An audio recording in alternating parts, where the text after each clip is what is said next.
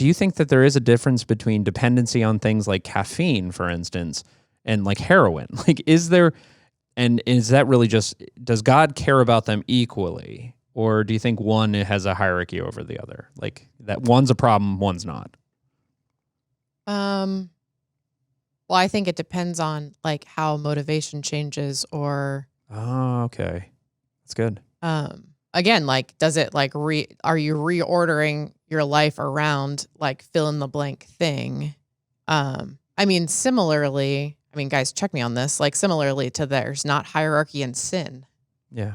Like anything, that's causing separation from God in some way.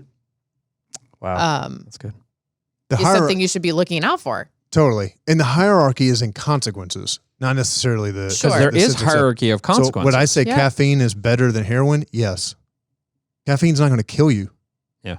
So, at least, not that I know of. I mean, I don't think it not can, in the can, volumes that we're talking. Yeah, I would imagine. I can't imagine how much caffeine you would need in a 1 hour period of time for it to kill you. But you don't need much heroin. So my point is, yeah, the consequences for certain addictions are much, much greater.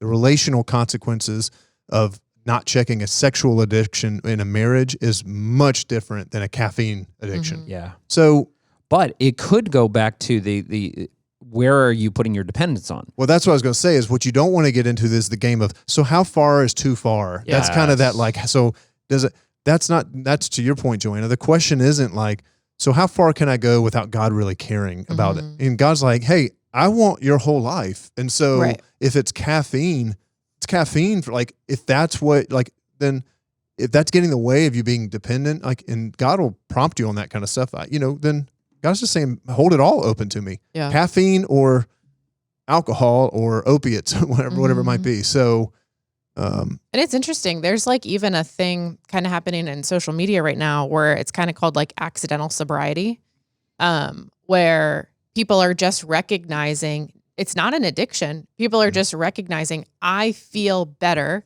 I feel more of who I've been created to be. I feel more clear-headed. And they haven't when not drinking, and they haven't really suffered any consequences, but it's, the idea where like, hey, I'm going to reorient my motivation around being more of who I've been created to be, or, whatever the why is, recognizing, hey, I feel better. I can live my life better. I can parent my kids better, but it wasn't rooted in like an existing addiction. It was more like I'm seeing some consequences that have been happening on a small scale or whatever, and recognizing, hey, I need to make a change now before it changes. I think it comes down to, is there anything that God can't have in your life?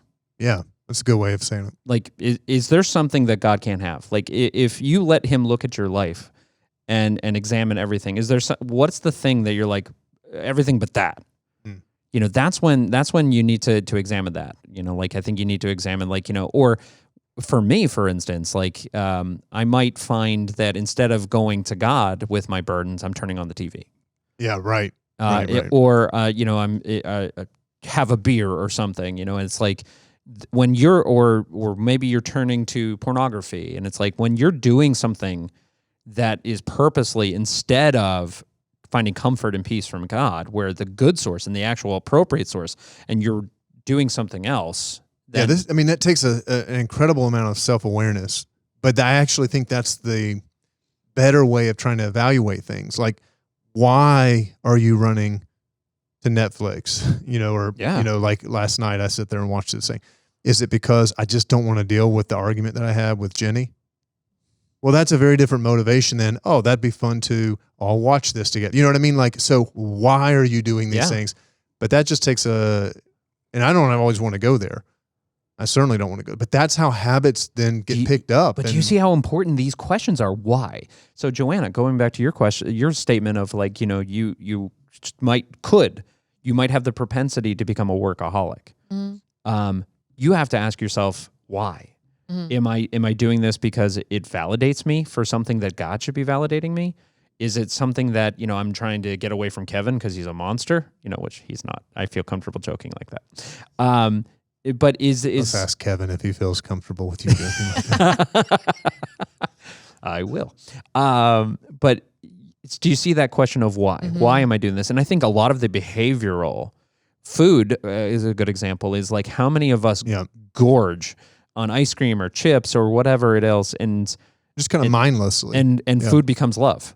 Yeah, food becomes love. It's the why am I doing this? Because I feel empty, I feel alone, I feel sad, I feel so. But food is comforting to me. And sometimes I think it's when choices lack intentionality. And like choices, like it's more like you're just letting things happen to you versus you being in control. And so like even the mindless eating or the mindless watching, like we've all been there. It's like when you're just you're not thinking anymore. You're just letting it happen to you. And then I think over time your tolerance changes, and over time then you become more tolerant of things that you wouldn't have been tolerant with if you would have started at that place. Yeah. But over time you like create tolerance and like complacency around just being comfortable where you're at. I'm really glad you said that, because nothing that really gets what Paul talked about in Romans 7 there when he says, I feel entrapped, I feel enslaved. None of that starts. Every chains aren't just thrown onto us as chains. They're given to us link by link. And the links are very, very small choices usually. And I like that you said that, because no one gets into the throes of anything that they would say is sort of an addictive pattern in their life day one. Yeah. It's usually very small steps along the way. And before you know, you kind of wake up and you're like, oh, I can't really live without that, or I wouldn't want to live without that. That's good.